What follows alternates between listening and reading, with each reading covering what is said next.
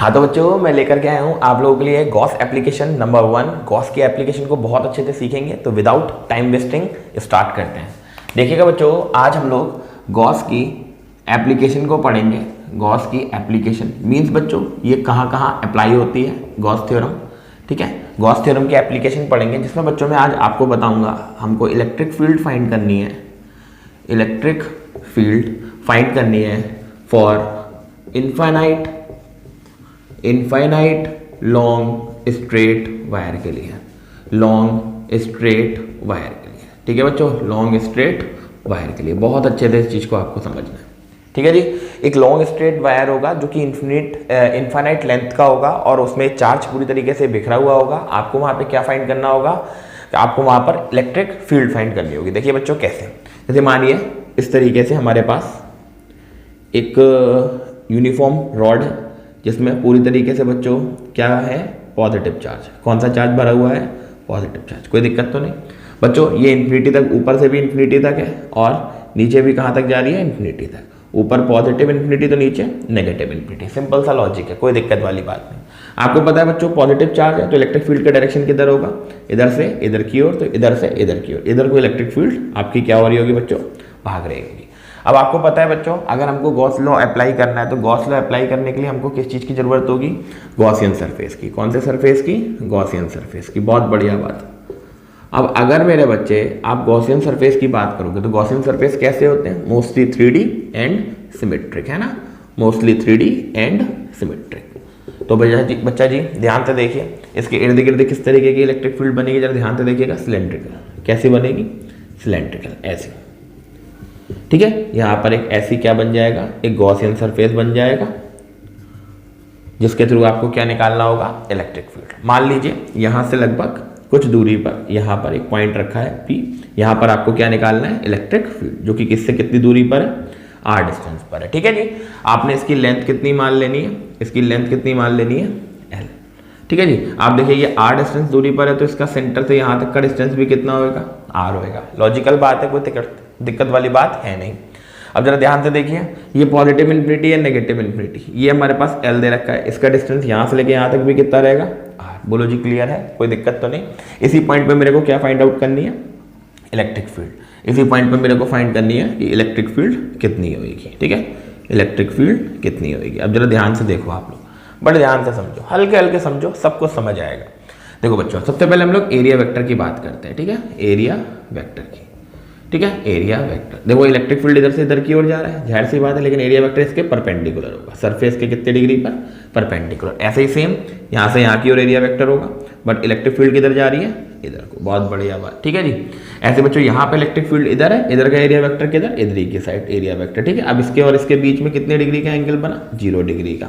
लेकिन यहाँ पर इलेक्ट्रिक फील्ड और इनके बीच कितने डिग्री का एंगल बना, आप ध्यान से देखो, 90 डिग्री का।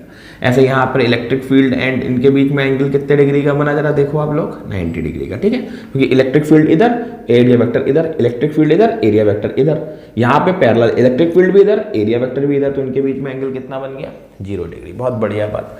अब हम जानते हैं नेट फ्लक्स, है ना जी, नेट फ्लक्स। नेट फ्लक्स कितने फ्लक्स लग रहे हैं यहाँ पे, इस सरफेस के थ्रू, इसके थ्रू और इसके थ्रू, यानी कि φ1, φ2, φ3, है ना जी। तो यहाँ पर हमारे पास नेट फ्लक्स कितना आ जाएगा, जरा ध्यान से देखिएगा। φ1 यानी कि EDA cos थीटा, थीटा में 90 आ जाएगा। एक बार आ जाएगा, होल इंटीग्रल जरूर लगा देना, whole integral EDA again cos 90 आ जाएगा। ठीक है जी, और एक हो जाएगा होल इंटीग्रल EDA cos 0 हो जाएगा। ठीक है जी, जितने भी 90 वाले हैं वो तो सब क्या हो गए, 0। cos 0 की वैल्यू कितनी, 1। तो ये whole integral of E net is equal to कितना आ गया बच्चा जी, जरा ध्यान से देखिएगा, होल इंटीग्रल ऑफ ED। बहुत बढ़िया बात।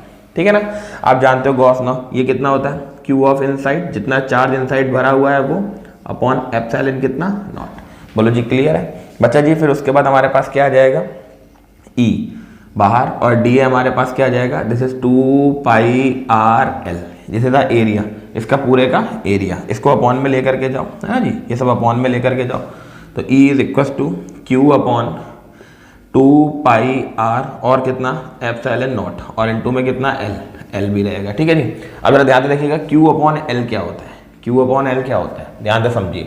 ये जो Q अपॉन L होता है, चार्ज पर यूनिट लेंथ, इसको लैम्डा बोलते हैं, जिसको हम लोग बोलते हैं लीनियर चार्ज डेंसिटी। बहुत बढ़िया बात, इसकी जगह आप लीनियर चार्ज डेंसिटी रखो, जैसे लैम्डा अपॉन 2 पाई आर और एप्सिलॉन नॉट। ये बच्चों हमारे पास इलेक्ट्रिक फील्ड आएगी इस रॉड के थ्रू इस पॉइंट पर लगने वाली। अब जरा ध्यान से देखो, इस पॉइंट पर हो, चाहे ये पॉइंट यहाँ हो, चाहे ये पॉइंट यहाँ हो, यहाँ से हर जगह पे सेम डिस्टेंस पर है, चाहे यहाँ हो, किसी भी पॉइंट पर हो, तो इसके लिए इलेक्ट्रिक फील्ड सेम लगेगी। इसलिए बच्चों गॉसियन सरफेस जो होते हैं वो हम लोग कैसा कंसीडर करते हैं, जरा ध्यान दो, सिमेट्रिकल।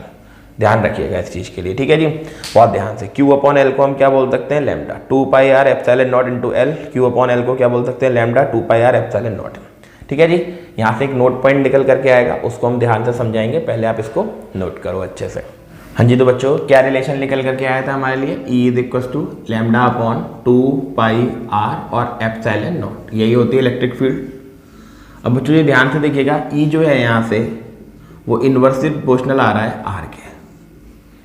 इसका मतलब क्लियर हुआ कि जो भी हमारा ये सिलिंड्रिकल पोर्शन था, है ना जी, जो भी हमारा ये सिलिंड्रिकल पोर्शन था इस तरीके से, इसमें बीच में हमारे पास एक यूनिफॉर्म रॉड थी जिसमें कौन भरा हुआ था, पूरी तरीके से पॉजिटिव चार्ज, है ना जी, पॉजिटिव चार्ज भरा हुआ था।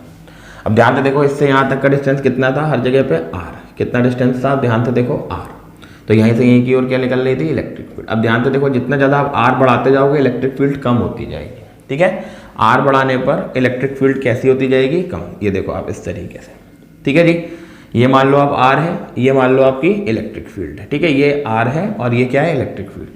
जहाँ पर R सबसे ज़्यादा, वहाँ पर देखो आप ध्यान से, वहाँ पे जो E है हमारी वो सबसे कम। समझ रहे हो ना बात को, तो ये चीज़ आपको बहुत अच्छे से ध्यान में रखनी है। जैसे जैसे आप डिस्टेंस बढ़ाते जाओगे, मीन्स इस रॉड से जितना ज़्यादा आप दूर जाते जाओगे, इधर की साइड चाहे इधर की साइड, तो हमेशा आप देखोगे जो इलेक्ट्रिक फील्ड का मैग्नीट्यूड होगा वो कम होता जाएगा। बहुत बढ़िया बात, ध्यान से इस चीज़ को आपको ध्यान में रखना है, ठीक है जी बच्चों। मुझे उम्मीद है क्लियर हुई होगी ये एप्लीकेशन। नेक्स्ट वीडियो में बच्चों हम लोग इसकी सेकंड एप्लीकेशन को डिस्कस करेंगे। अलग अलग वीडियो मैंने इसलिए बनाई ताकि हौच पौच ना हो, ठीक है बच्चों। जब तक के लिए ऑल द बेस्ट बच्चों।